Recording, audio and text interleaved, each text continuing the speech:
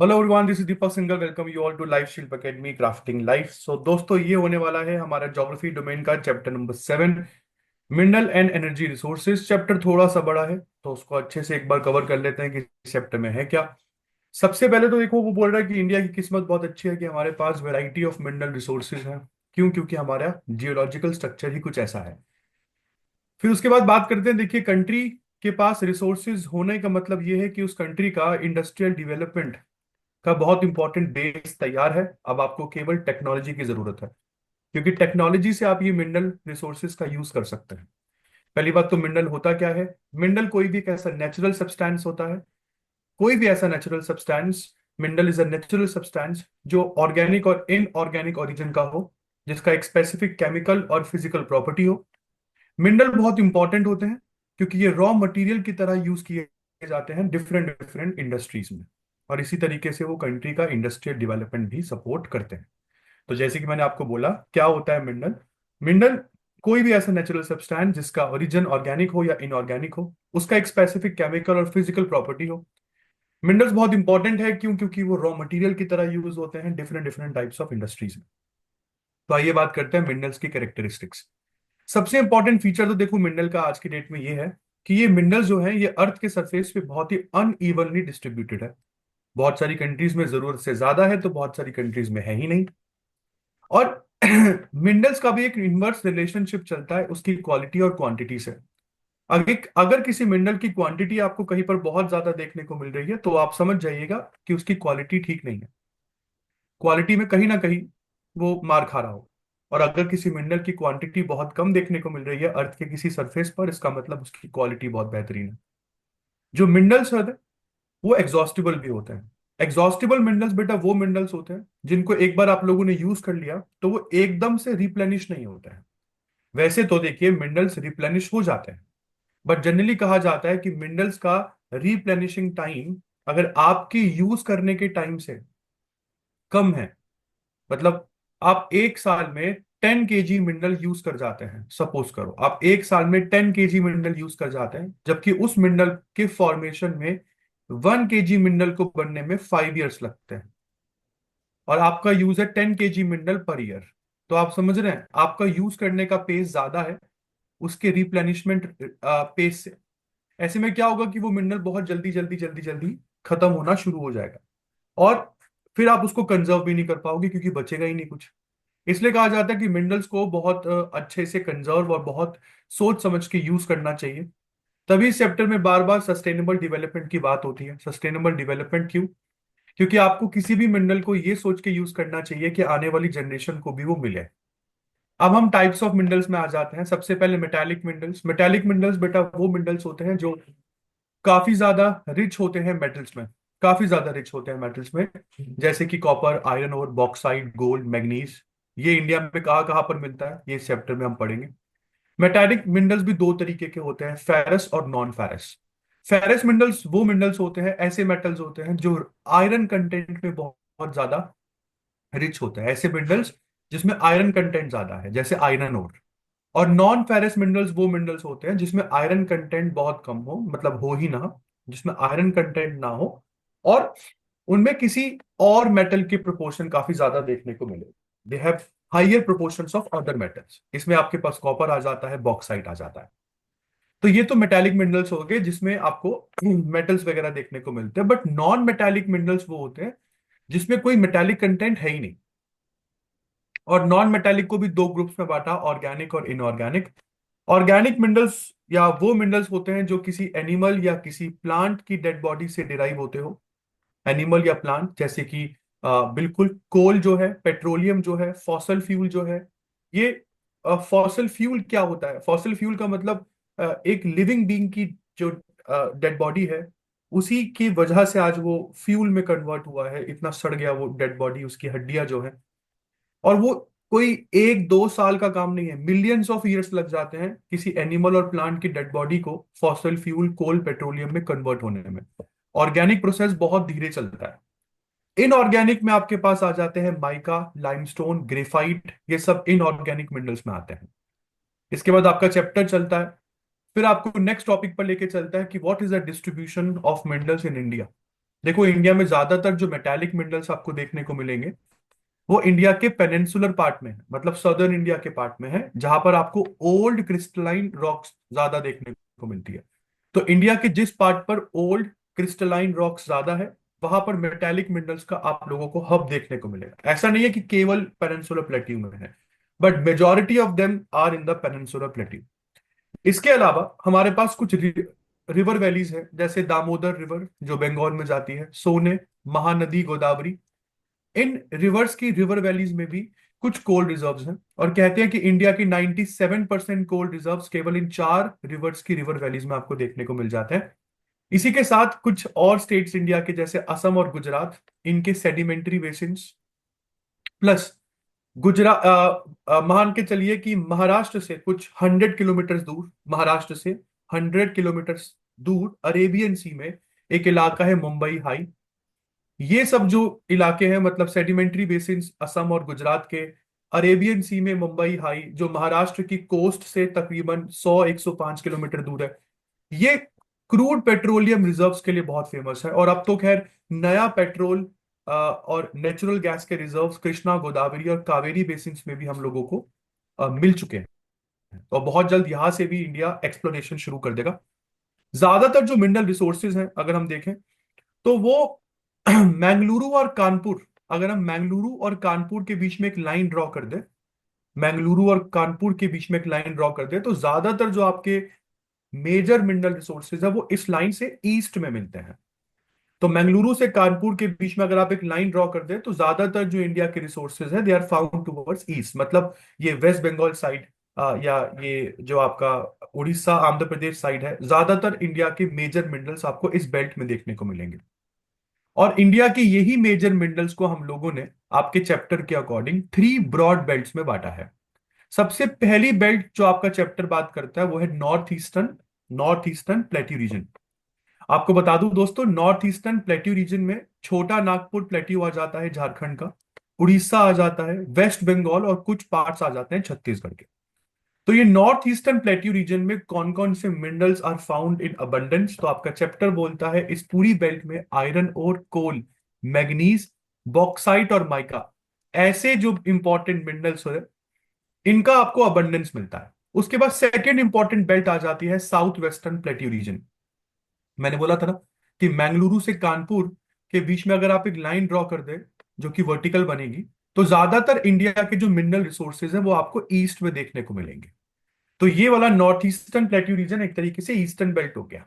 आप south western की बात कर रहे हैं, लाइक ये वाला इलाका साउथ वेस्टर्न प्लेट्यू रीजन, इसमें कर्नाटका, गोवा और कुछ तमिलनाडु, केरला के अपलैंड्स भी आते हैं। और यहां पर फेरस मेटल्स, बॉक्साइट, ये ज्यादातर कंसंट्रेटेड है। तो इंडिया के फेरस मेटल वेल्थ और bauxite resources south western plateau region में कंसंट्रेटेड है। इसी बेल्ट में आयरन ओर मिलता है, वो भी हाई ग्रेड आयरन ओर। मतलब आयरन ओर के भी ना आगे आप टाइप्स पढ़ेंगे, हेमेटाइट, मैग्नाइट। तो हाई ग्रेड आयरन ओर जो है वो आपको इस साउथ वेस्टर्न प्लेट्यू रीजन की बेल्ट में देखने को मिलेगा। आयरन ओर के साथ साथ मैंगनीज और लाइमस्टोन का भी अच्छा रिजर्व यहाँ पर है। आपको बता दूं, इस रीजन का, इस साउथ वेस्टर्न रीजन का एकमात्र इलाका जहां पर कोल डिपॉजिट मिलता है, उस इलाके का नाम है निवेली। तो Neyveli is the only region of coal deposit in this belt. और ये निवेली जो है ये तमिलनाडु में पड़ता है। और कोल्स, अगर हम बात करते हैं, कोल की भी बहुत सारी टाइप्स होती है फ्रेंड्स। जो सबसे इंपॉर्टेंट कोल की टाइप हम लोगों को तमिलनाडु के निवेली इलाके से मिलती है, उसको लिग्नाइट कोल कहा गया है। तो we have various varieties of coal, and from the Tamil Nadu reason of Neyveli you find lignite कोल। इसके साथ यहां पर आपको मोनाजाइट, थोरियम और बॉक्साइट जो है वो भी अच्छा खासा केरला में देखने को मिलता है। इसमें थोरियम जो है बेटा, ये बहुत इंपॉर्टेंट है इंडिया की न्यूक्लियर एक्टिविटीज के लिए, क्योंकि इंडिया में ना यूरेनियम जो रेडियो एक्टिव मेटल है वो ज्यादा नहीं मिलता।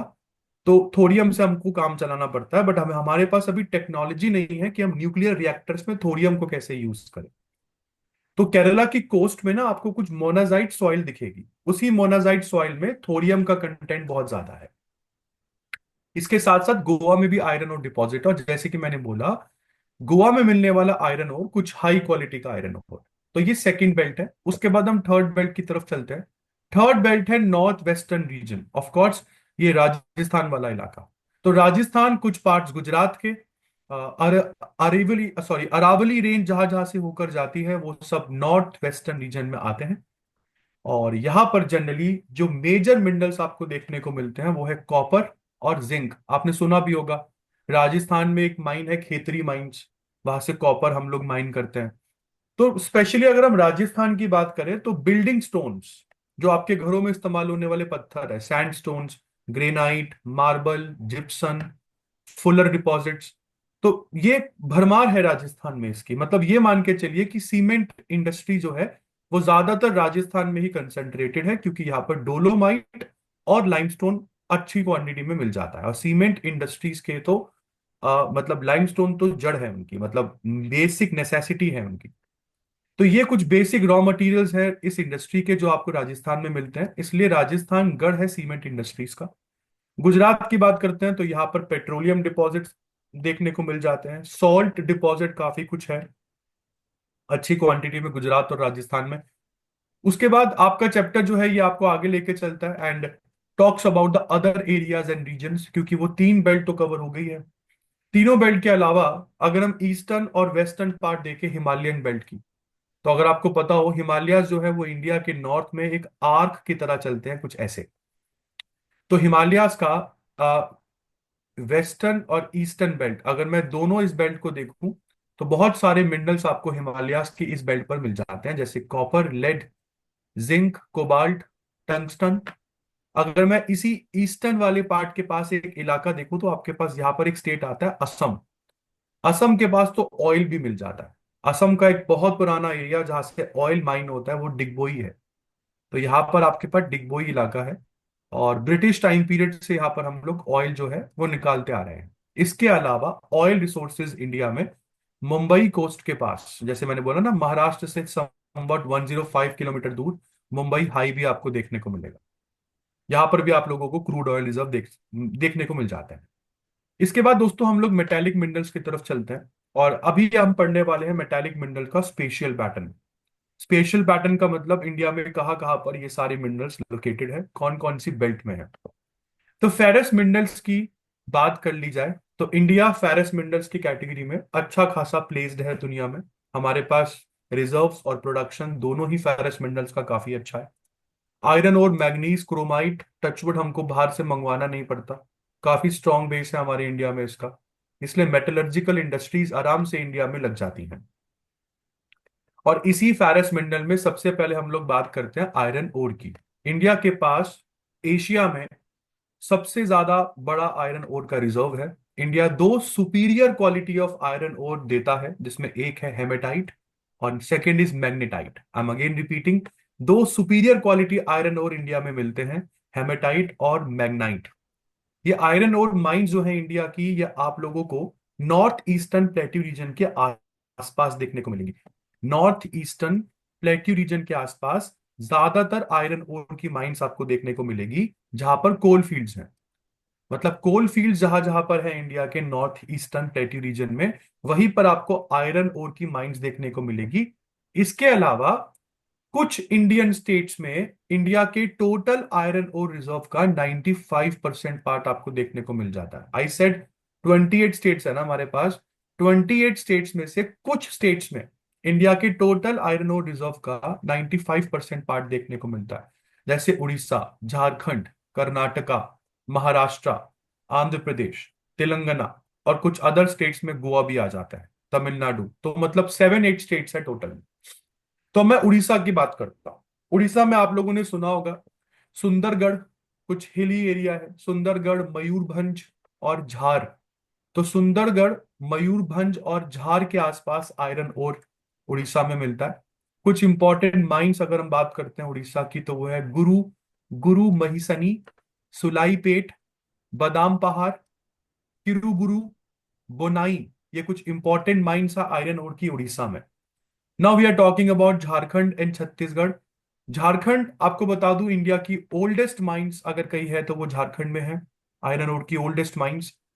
बहुत इंपॉर्टेंट एरिया झारखंड में जो है वो है नोआ मुंडी, नोआ मुंडी एंड गुआ। ये दोनों इलाके हैं पूर्वी में, नोआ मुंडी and Gua. They both are located in Purbi and पश्चिमी सिंहभूम डिस्ट्रिक्ट, तो मैं पूर्वी को ईस्टर्न कह सकता हूं और पश्चिमी वेस्टर्न कह सकता हूं। तो सिंहभूम डिस्ट्रिक्ट के ईस्ट में आपको नोआमुंडी और वेस्ट में आपको गुआ देखने को मिलेगा। ओल्डेस्ट आयरन ओर माइंस है इंडिया में। ये जो पूरी बेल्ट है झारखंड छत्तीसगढ़ वाली, इसमें कुछ और एरियाज भी आते हैं छत्तीसगढ़ के, जैसे दुर्ग, दांतेवाड़ा, बेलाडिला। तो बेलाडिला, दांतेवाड़ा, दुर्ग, ये कुछ और इंपॉर्टेंट एरियाज इस बेल्ट में आते हैं। और अगर हम दुर्ग की बात करते हैं स्पेशली, तो दुर्ग में दल्ली और राजहरा, ये दो बहुत इंपॉर्टेंट माइंस आपके चैप्टर में लिखा हुआ है, जो दुर्ग ऑफ छत्तीसगढ़ में है। इसके बाद हम कर्नाटका की बात करते हैं, तो कर्नाटका में संदूर हॉस्पेट एरिया है कर्नाटका में, बलारी डिस्ट्रिक्ट में। It is famous for iron ore. इसके बाद बाबा बुदान हिल्स, कुद्रेमुख, ये दोनों इलाके हैं चिकमगलुरु डिस्ट्रिक्ट में। तो चिकमगलुरु डिस्ट्रिक्ट में बाबा बुदान हिल्स और कुद्रेमुख, कर्नाटका की बात कर रहा हूं। इसके अलावा शिवमोगा, चित्रदुर्गा और तुमाकुरु, शिवमोगा, चित्रदुर्ग और तुमाकुरु डिस्ट्रिक्ट्स ऑफ कर्नाटका, यहां पर भी आयरन ओर आपको अच्छा खासा देखने को मिल जाता है। इसके बाद हम महाराष्ट्र की बात करते हैं, तो बेटा महाराष्ट्र में है चंद्रपुर, भंडारा, रत्नागिरी डिस्ट्रिक्ट्स। तीन डिस्ट्रिक्ट्स में महाराष्ट्र के आयरन ओर है। आंध्र प्रदेश में है कुर्नूल, कुडाप्पा और अनंतपुर डिस्ट्रिक्ट। अब इसको याद कैसे रखें सर? जितना आप इसको रिमेंबर, जितना आप इसको पढ़ेंगे, जितनी मेरी वीडियो सुनेंगे, उतना ज्यादा रिटेन रहेगा बेटा। याद करने से याद तो होगा नहीं। तेलंगाना में अगर हम बात करते हैं, तो आयरन ओर है करीमनगर में और रांगल में। तो तेलंगाना में करीमनगर और रांगल। और कुछ अदर एरियाज में आ जाते हैं सालेम और नीलगिरी डिस्ट्रिक्ट तमिलनाडु के। गोवा भी आयरन ओर प्रोड्यूसर धीरे धीरे उसके रूप में अच्छा निकल रहा है। तो मेटेलिक मिनरल में आयरन ओर तो हमने पढ़ लिया। अब मैं मेटेलिक में ही दूसरे मिनरल की बात कर लेता हूं, मैग्नीज की। आपको बता दूं, मैग्नीज, ये जो फेरस मिनरल है, ये आयरन एंड स्टील इंडस्ट्री के लिए वरदान है, बहुत इंपॉर्टेंट है। क्योंकि आयरन जो है वो ओर में मिलता है। आयरन ओर में मिलता है। ओर का मतलब एक पत्थर जिसमें आयरन का कंटेंट ज्यादा है, बट उसमें कुछ और मेटल्स भी होते हैं। तो उस ओर को पिघलाना पड़ता है, उस ओर को स्मेल्ट करना पड़ता है, और स्मेल्टिंग के बाद उसमें से मुझे आयरन निकालना होता है। तो आयरन ओर के स्मेल्टिंग में मैग्नीज बहुत इंपॉर्टेंट है, काफी इंपॉर्टेंट रोल प्ले करता है। ठीक है जी। और जैसे कि मैंने बोला फेरस मंडल में आता है, तो कुछ इंपॉर्टेंट स्टेट्स के बारे में बात कर लेते हैं जहां से हमें मैंगनीज मिलता है। इंडिया के 5 इंपॉर्टेंट स्टेट्स में मैंगनीज है, जिसमें सबसे ज्यादा उड़ीसा में है। Like largest leading manganese producer है ये इंडिया का। उड़ीसा के कुछ इंपॉर्टेंट डिस्ट्रिक्ट्स जैसे कि बोनाई, केंदुजाहर या केंदुझर, सुंदरगढ़, गंगपुर, कालाहांडी, बोलनगिर और कोरापुट। मैं अगेन रिपीट कर रहा हूं, बोनाई, केंदुझार, सुंदरगढ़, गंगपुर, कालाहांडी, बोलनगिर, कोरापुट, ये कुछ इंपॉर्टेंट एरियाज हैं उड़ीसा के जहां से मैंगनीज मतलब लीडिंगली प्रोड्यूस होता है। कर्नाटका की बात करते हैं, तो धारवाड़, बलारी, बेलगांव, बेलगांव को ये लोग बेलागवी भी बोलते हैं। तो धारवाड़, बलारी, बेलगांव, नॉर्थ कैनरा, चिकमगलुरु, शिवमोगा, चित्रदुर्ग और तुमाकुरु। और ये लास्ट के 4 डिस्ट्रिक्ट्स आयरन ओर के लिए भी बहुत फेमस है। तो यहां से कर्नाटका के इन एरिया से, इन माइंस और एरियाज में आपको मैग्नीज भी देखने को मिल जाता है। अब मैं महाराष्ट्र की बात करता हूं, तो महाराष्ट्र के भंडारा, ऑफ कोर्स ये आयरन ओर के लिए भी फेमस है। तो भंडारा, नागपुर, रत्नागिरी डिस्ट्रिक्ट भी आयरन ओर के लिए फेमस है। इसके साथ साथ यहाँ से मैंगनीज भी मिल जाता है। बट ये नागपुर, भंडारा, रत्नागिरी बेल्ट की एक मेजर डिसएडवांटेज क्या है कि जो स्टील प्लांट्स है ना, वो इस एरिया से बहुत दूर लोकेटेड है।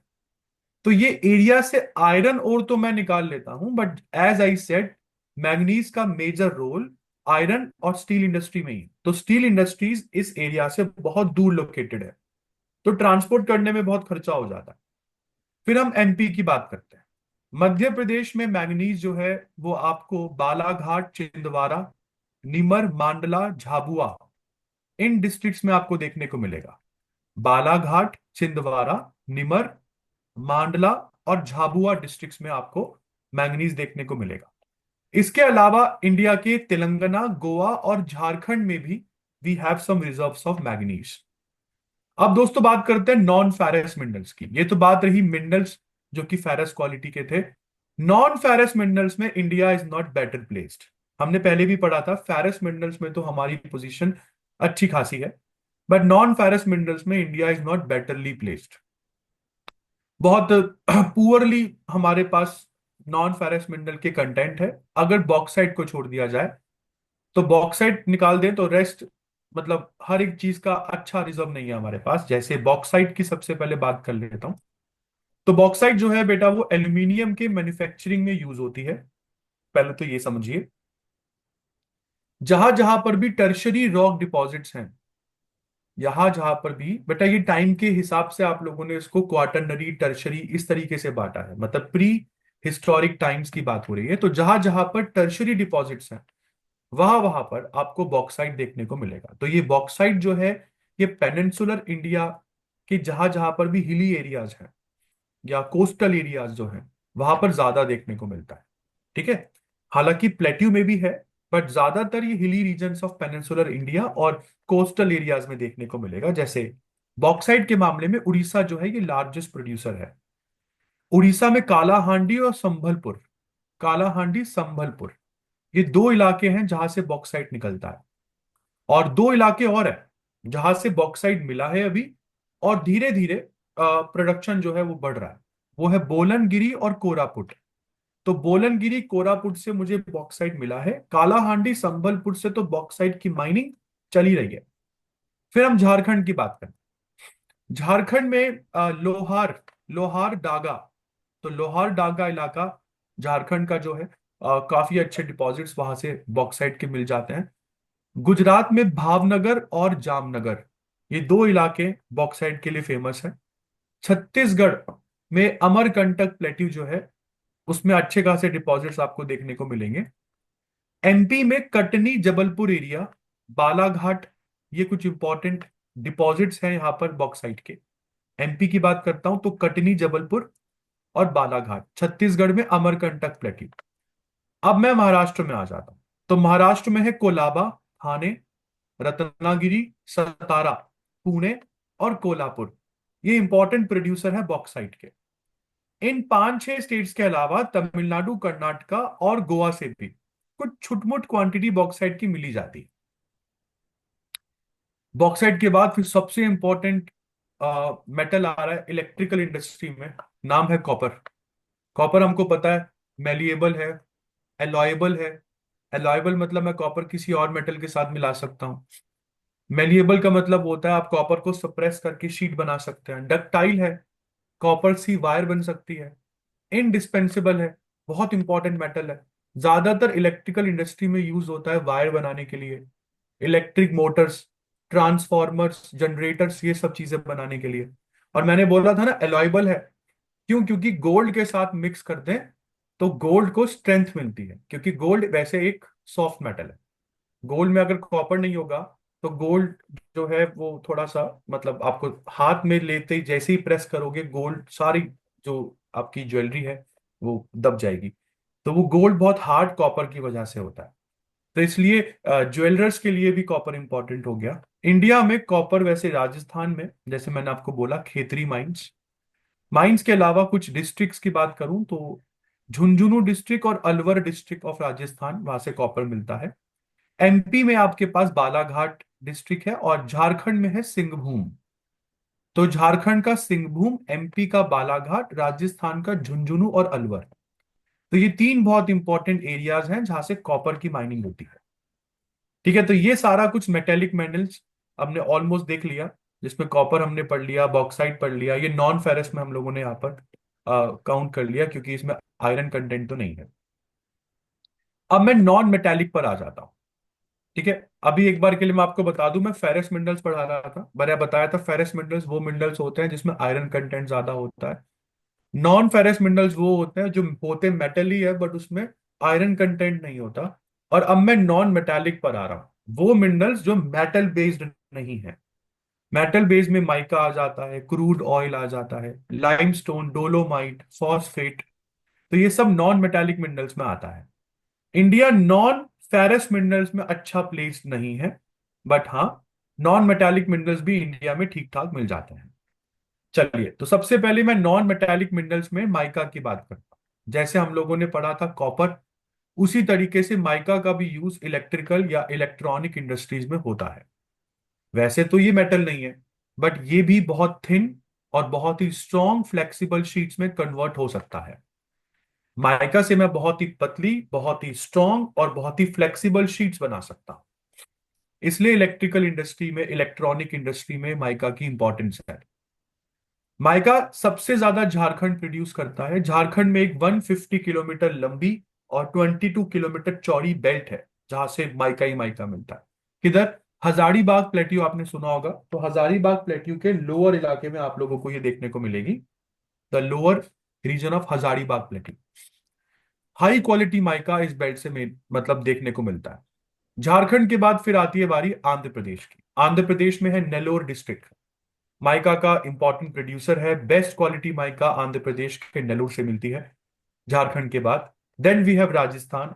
राजस्थान में उसी तरीके से 320 किलोमीटर लंबी बेल्ट है, जयपुर से भिलवाड़ा। तो जयपुर से भिलवाड़ा तक की बेल्ट है।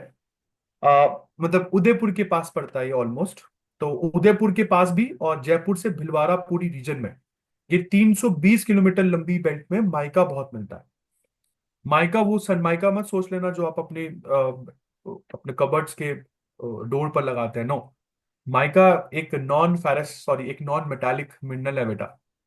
राजस्थान के बाद फिर कर्नाटका की बारी आती है। कर्नाटका में आपके पास मैसूर हसन डिस्ट्रिक्ट है, और उसके बाद तो कोयम्बतूर, तिरुचिरापल्ली, मदुरई, कन्याकुमारी, रत्नागिरी, एलेपे, पुरुलिया, बंकुरा, ये कुछ इंपॉर्टेंट माइका डिपॉजिट्स तो हैं। तो एलेपे केरला में है, पुरुलिया और बांकुरा वेस्ट बंगाल में है, तिरुचिरापल्ली, कोयम्बतूर, मदुरई, कन्याकुमारी तमिलनाडु में है, रत्नागिरी महाराष्ट्र में है। तो ये कुछ अदर इंपॉर्टेंट आपके पास बेल्ट होगी जहां से माइका मिलती है। इसके बाद दोस्तों हम सॉल्ट की बात करते हैं। आपको पता है NaCl सॉल्ट का एक साइंटिफिक फॉर्मूला है, सोडियम क्लोराइड आप इसको बोलते हैं। सॉल्ट भी इंडस्ट्रियल प्रोसेसेस में यूज होता है, क्योंकि हम सॉल्ट से polyvinyl chloride, plastics, paper pulp, ऐसी चीजों को मैन्युफैक्चर करते हैं। तो राजस्थान और गुजरात, ये सारी चीजें, जगहें, यहाँ पर सॉल्ट काफी अच्छी क्वांटिटी में मिलता है।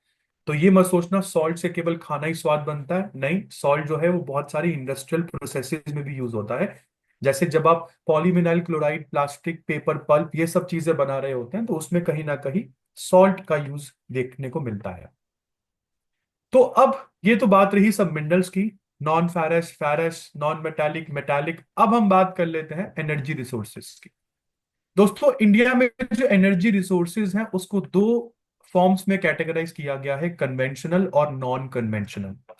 पहली बात तो जैसे कि नाम से पता लग रहा होगा, कन्वेंशनल एनर्जी सोर्सेज या रिसोर्सेज वो है जो आप बहुत लंबे टाइम से यूज करते आ रहे हैं, जिसमें कोल आ जाता है, पेट्रोलियम, नेचुरल गैस, डीजल।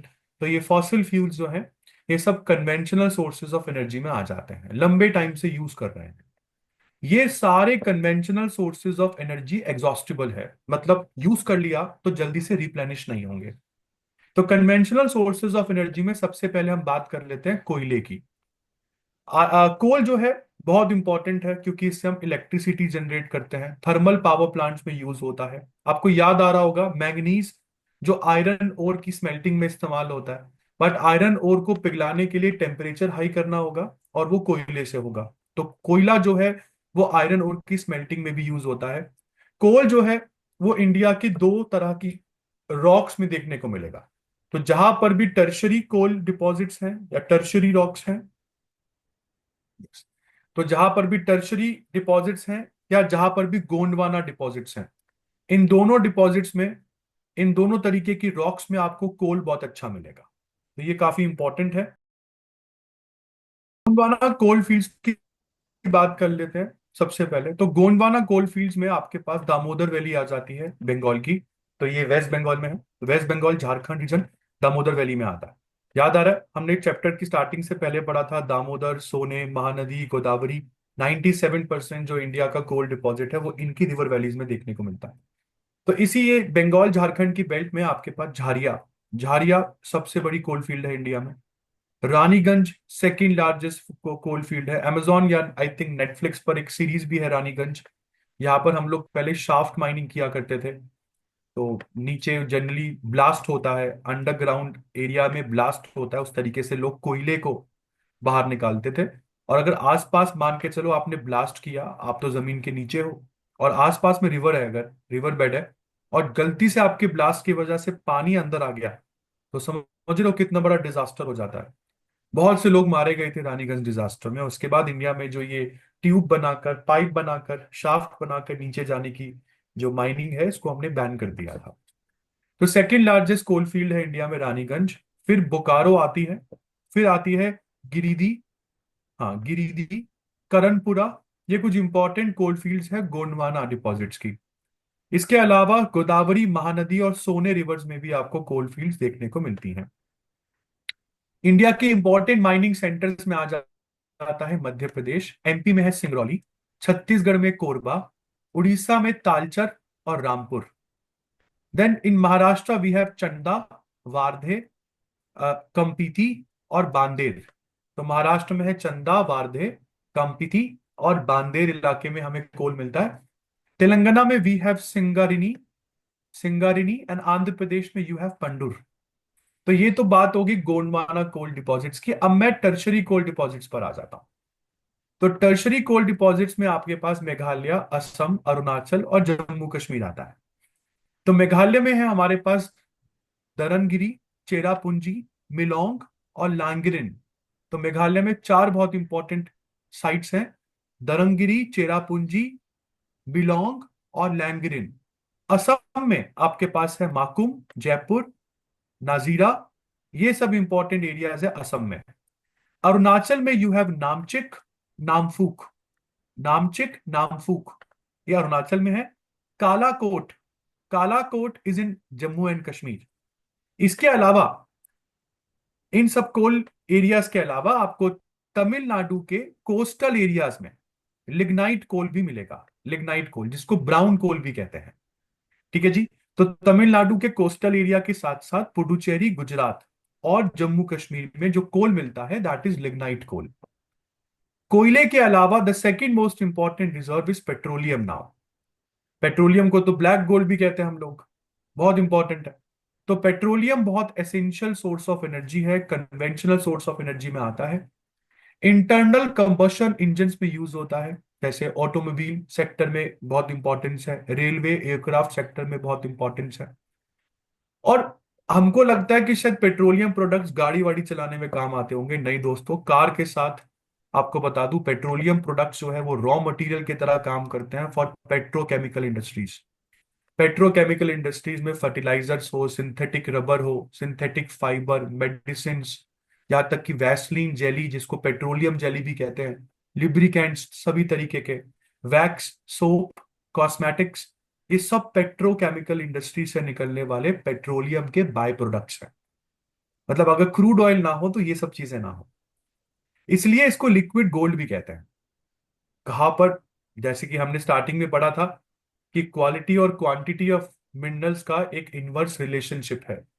तो पेट्रोलियम, क्रूड ऑयल की क्वांटिटी हर जगह बहुत ज्यादा नहीं है, इसलिए क्वालिटी बहुत गजब की है। Crude oil generally sedimentary rocks में मिलता है, टर्शरी टाइम्स की। तो टर्शरी एज की सेडिमेंट्री रॉक्स में आप लोगों को क्रूड ऑयल मिलता है, एग्जॉस्टिबल रिसोर्स है। और आपको बता देता हूं मैं इसमें सबसे इंपॉर्टेंट चीज, इंडिपेंडेंस से पहले हमारा चैप्टर बोलता है कि डिगबोई जो था, it was the only crude oil producing region in the India. हमारी कंट्री में ब्रिटिश टाइम पीरियड से डिगबोई से क्रूड ऑयल निकलता था। बट इंडिपेंडेंस के बाद 1956 में हमने कंपनी बनाई जिसका नाम था ONGC, oil and natural gas commission. और इसके बाद तो खैर सिनेरियो चेंज ही हो गया। इंडिया के कुछ इंपॉर्टेंट ऑयल प्रोड्यूसिंग रीजन्स में असम तो है ही। असम में डिगबोई के साथ नाहर कटिया और मोरान, ये दो इलाके और है जहां से आपको क्रूड ऑयल मिलता है। इन गुजरात यू हैव अंकलेश्वर, कलोल, मेहसना, नवागम, कोशांबा, लुनेज।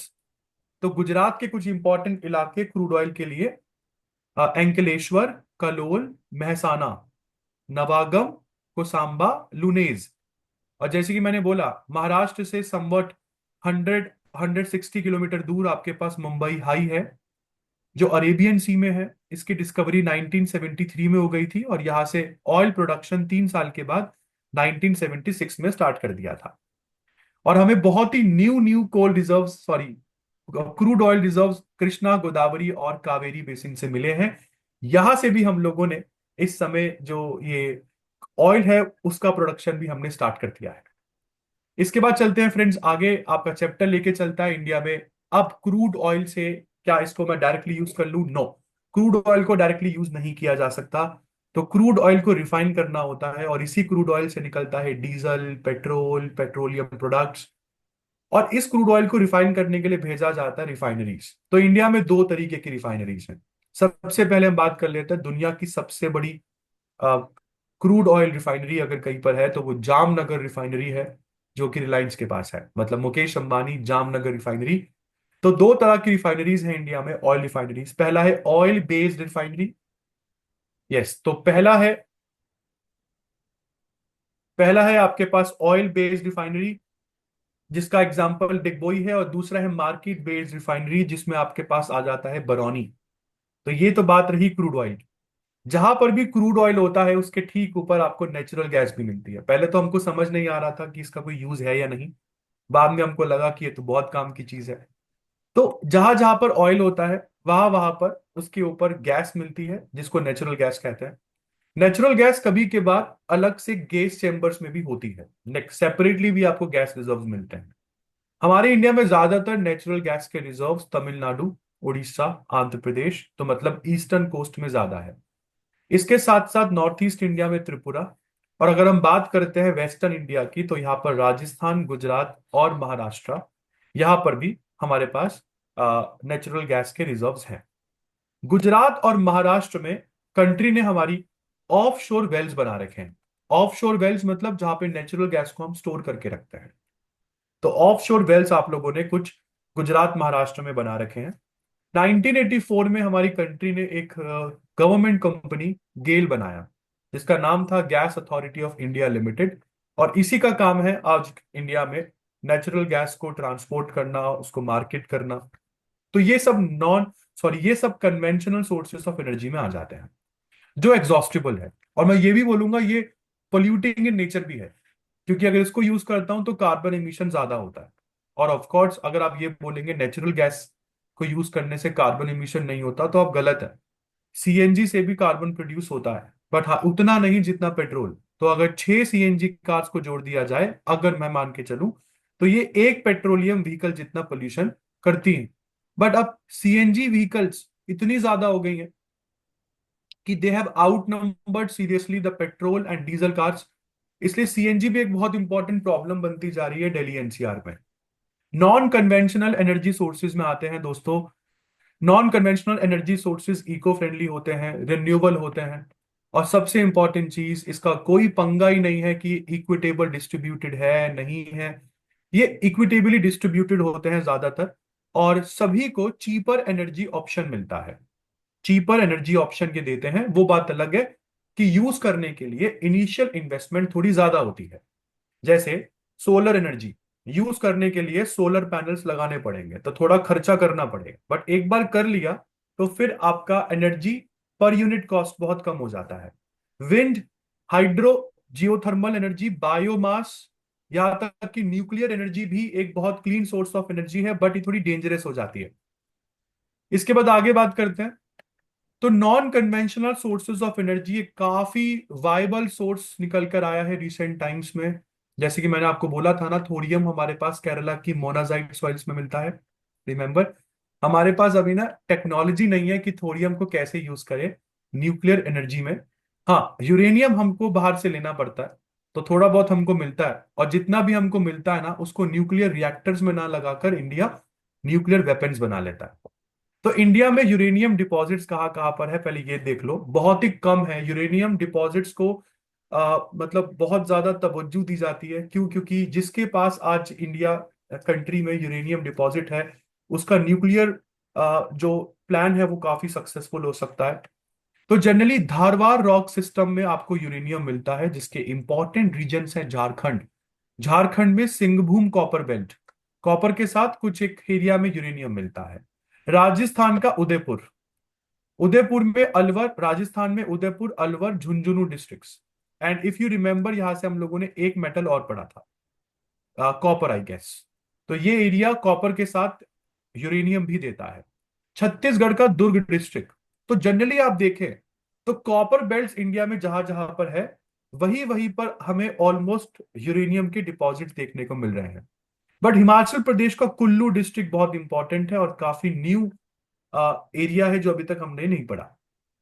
तो यूरेनियम तो इंडिया में बहुत कम है, बट थोरियम हमारे पास भर भर के है।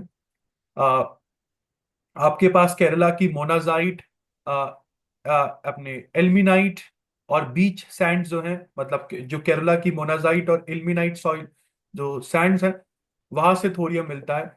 आपको पहले ही बता दूं, पूरे वर्ल्ड में पूरे वर्ल्ड में रिचेस्ट थोरियम डिपॉजिट है हमारे पास। मतलब यूरेनियम तो देखो है ही नहीं, बहुत कम है। बट पूरे वर्ल्ड में थोरियम डिपॉजिट्स में इंडिया कम नहीं है किसी से, बहुत थोरियम है हमारे पास। बट हमारे पास टेक्नोलॉजी अभी है नहीं कि थोरियम को कैसे यूज करें न्यूक्लियर एनर्जी में। कहाँ कहाँ से हम लोगों को थोरियम मिलता है, तो केरला के पलाक्कड़ और कोल्लम डिस्ट्रिक्ट से, आंध्र प्रदेश में विशाखापत्तनम के पास, और उड़ीसा में महानदी रिवर डेल्टा कुछ इंपॉर्टेंट एरियाज है for thorium. I am again repeating, Kerala से पलाक्कड़ कोल्लम डिस्ट्रिक्ट, आंध्र प्रदेश से विशाखापत्तनम, और उड़ीसा से महानदी रिवर डेल्टा कुछ इंपॉर्टेंट एरियाज है for thorium. Then we have India में आज की डेट में क्या पूरा की पूरा सिनेरियो है। तो भाई इंडिया में एटॉमिक एनर्जी कमीशन जो है वो 1948 में बनती है, हमारा चैप्टर बोलता है। और इसी एटॉमिक एनर्जी कमीशन के बनने के बाद न्यूक्लियर एनर्जी का डेवलपमेंट इंडिया में स्टार्ट हो जाता है।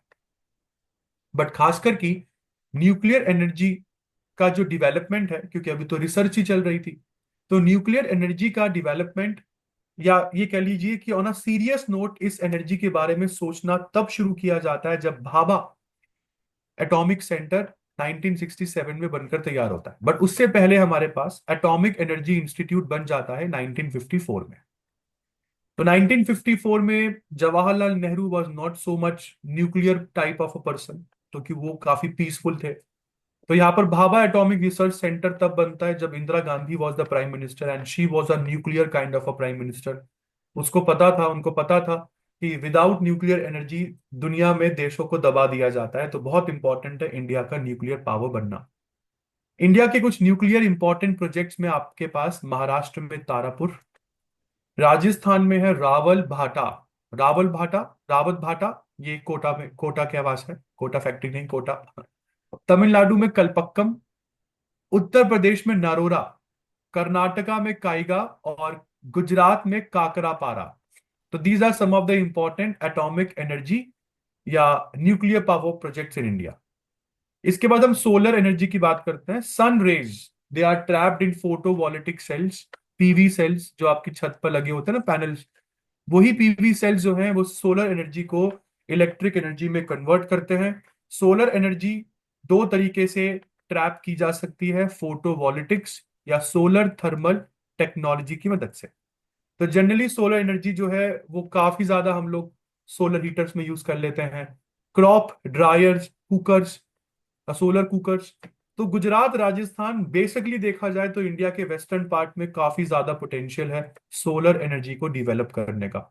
और इसी पार्ट में सोलर एनर्जी के साथ साथ विंड एनर्जी का भी पोटेंशियल है। तो विंड एनर्जी भी non conventional source of energy में आती है, नॉन पोल्यूटिंग है, रिन्यूएबल सोर्स ऑफ एनर्जी है, काइनेटिक एनर्जी है विंड की।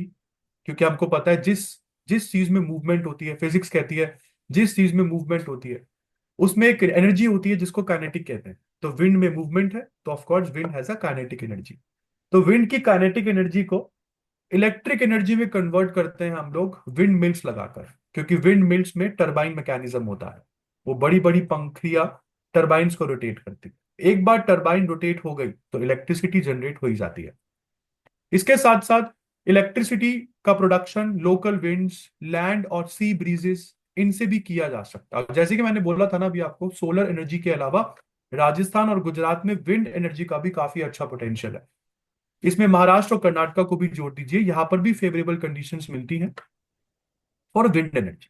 बट जैसे कि मैंने बोला, non conventional sources of energy से इलेक्ट्रिसिटी पर यूनिट कॉस्ट तो बहुत कम हो जाती है, बट इनिशियल कॉस्ट बहुत ज्यादा है।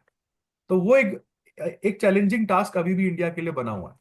इसके बाद टाइडल और वेव एनर्जी में आप आ जाते हैं। टाइड्स को भी हम यूज कर सकते हैं, क्योंकि हमें पता है दिन में 2 बार हाई टाइड आती है, हाई टाइड लो टाइड ये आता है।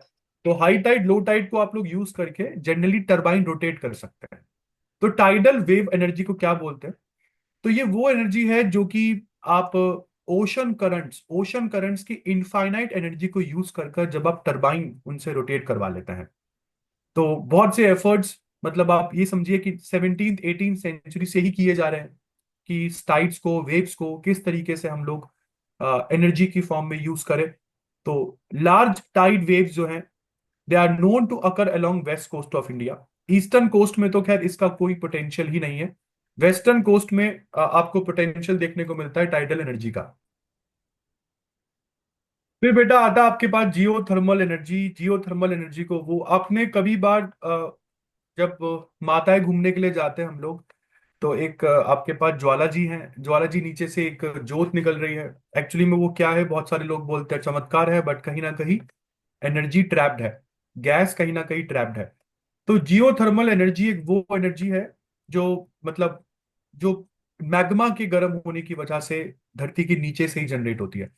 तो ये गर्मी जो है वो धरती की इंटीरियर से आ रही है। ये हीट एनर्जी जो है ये कन्वर्ट की जा सकती है इलेक्ट्रिकल एनर्जी में, अगर हम इसको टैप करना सीख जाए तो ऐसे कई सारे एग्जांपल्स आप दे सकते हैं। जैसे कि आप देखते हैं कई सारे इलाकों में गर्म पानी मिलता है आपको, नेचुरल हॉट वाटर।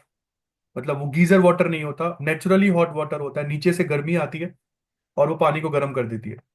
तो अगर मैं इस नेचुरल हीट एनर्जी को टैप करना सीख जाऊं तो I can easily convert it into electrical energy. तो ये जियो थर्मल एनर्जी इस तरह की एनर्जी होती है। जैसे हिमाचल प्रदेश में मणिकरण है ना, मणिकरण एक जियो थर्मल एनर्जी प्लांट है। इसको कमीशन किया गया और पहली बार अंडरग्राउंड हीट को टैप करने का अटेम्प्ट हम लोगों ने 1890 में देखा, यूएसए में। यूएसए में एक सिटी है, सिटी ऑफ बॉयस, वहां पर जगह है इदाहो। तो इदाहो में सिटी ऑफ बॉयस है, तो वहां पर यूएसए ने इस जियो थर्मल एनर्जी को टैप करने की कोशिश 1890 में दुनिया में सबसे पहले करी। इसके बाद आपका चैप्टर आपको बायोगैस की तरफ लेके चलता है। बायोगैस जनरली बायोलॉजिकल प्रोडक्ट्स से डिराइव होती है, जिसमें एग्रीकल्चरल, म्युनिसिपल वेस्ट, तो जनरली एक तरीके से गोबर गैस कह सकता हूं मैं ऐसे। बायोगैस जो है उसको हम इलेक्ट्रिकल एनर्जी में कन्वर्ट कर सकते हैं, हीट एनर्जी में कन्वर्ट कर सकते हैं। बायोगैस को मैं डायरेक्टली कुकिंग के लिए यूज कर सकता हूं। और खास करके रूरल लोग जो है, किसी भी डेवलपिंग कंट्री में रूरल पीपल, उनके इकोनॉमिक लाइफ को काफी इंप्रूव कर देता है बायोगैस प्लांट। तो अभी तो खैर झारखंड के रांची में आप पढ़ोगे करंट में, झारखंड के रांची में इंडिया का सबसे बड़ा बायोगैस जो फैसिलिटी है वो स्टेब्लिश करी है। वहां पे बायोगैस कंप्रेसर लगाए गए हैं, तो सिलेंडर्स में बायोगैस को कंप्रेस करके दिया जाएगा अब। अभी तक ये फैसिलिटी हमारे पास नहीं थी, और आई थिंक वो गेल अथॉरिटी ऑफ इंडिया लिमिटेड, गेल के द्वारा वो ऑपरेट हो रहा है सारा। तो जनरली मैं आपको क्या मतलब बात कर रहा हूँ कि डेवलपिंग कंट्रीज के रूरल लोगों के लिए बायोगैस काफी अच्छा एक इकोनॉमिक कंसेप्ट हो सकता है, खास करके वो लोग ऐसे देश जहां पर एनवायरमेंटल प्रॉब्लम्स कई ज्यादा है। और जैसे दिल्ली में तो आपको पता ही है बहुत ज्यादा है पोल्यूशन, सॉलिड वेस्ट मैनेजमेंट नहीं होता। तो ऐसी जगहों पर बायोगैस को प्रमोट करके आप अच्छा एक मतलब चेंज देख सकते हैं। तो दिल्ली में एक इलाका, एक एक प्रोजेक्ट है Okhla. We have a project in Okhla Delhi. एक एग्जाम्पल है, यहाँ पर हम म्युनिसिपल वेस्ट से बायोगैस जनरेट करते हैं। और जैसे कि मैंने बोला, इसके अलावा अभी आपकी जब एनसीईआरटीज अपडेट होंगी तो आप झारखंड में रांची देखोगे। रांची में भारत का पहला biogas facility government of India ने बनाया है विद द हेल्प ऑफ गेल। फिर आपके चैप्टर का लास्ट टॉपिक आता है कि how the mineral resources should be conserved. ये बात तो आपको सभी को पता है कि रिसोर्सेज नेचर ने दिए हैं सबकी नीड्स के लिए। मतलब these resources are considered as a free gift of nature. But इसको फ्री गिफ्ट की तरह ये नहीं है कि उजाड़ दो। नेचर ने फ्री गिफ्ट दिया है तो इसको जुडिशियली यूज करना है, क्योंकि हमको इसको आने वाली फ्यूचर जनरेशन के लिए भी छोड़ना है। तो रिसोर्सेज को इस तरीके से यूज किया जाए कि आने वाली फ्यूचर जनरेशन को भी उसके उसकी हेल्प हो। इसको सस्टेनेबल डेवलपमेंट कहते हैं, है ना। और इसी के साथ साथ रिसोर्सेज को यूज कीजिए इस तरीके से कि एनवायरमेंटल कंसर्न्स ना हो। तो कुछ मेथड आपका चैप्टर बात करता है कि कैसे हम लोग मिनरल रिसोर्सेज को कंजर्व कर सकते हैं। पहला, रिन्यूएबल एनर्जी को ज्यादा से ज्यादा अडॉप्ट करें।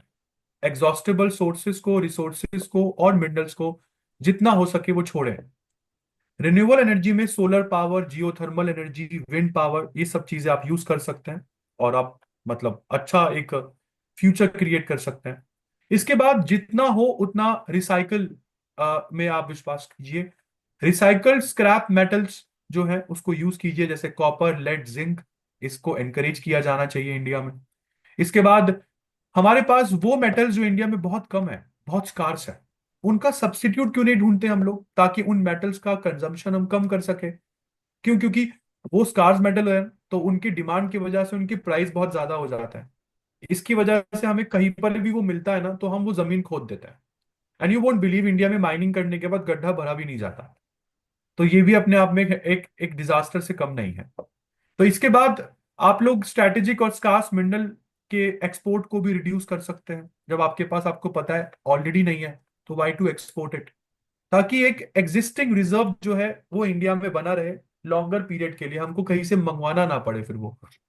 तो ये सारी चीजों से हम लोग एक मिनरल रिसोर्स को कंजर्व कर सकते हैं। And this is the end of your chapter. I hope आपको ये chapter number 7 you must have liked. मिलते हैं दोस्तों 8वें चैप्टर में, जहाँ पे हम लोग मैन्युफैक्चरिंग इंडस्ट्रीज को पढ़ेंगे। समवट ये चैप्टर और अगला चैप्टर आपस में काफी कनेक्टेड है। वो भी काफी लॉन्ग होगा। चैप्टर में थोड़े वर्ड्स हैं, I know, hard to remember है, बट जितना ज्यादा सुनेंगे उतना ज्यादा याद रहेगा। तो dear, this is Deepak Singhal signing off. Will see in the next chapter. Thank you.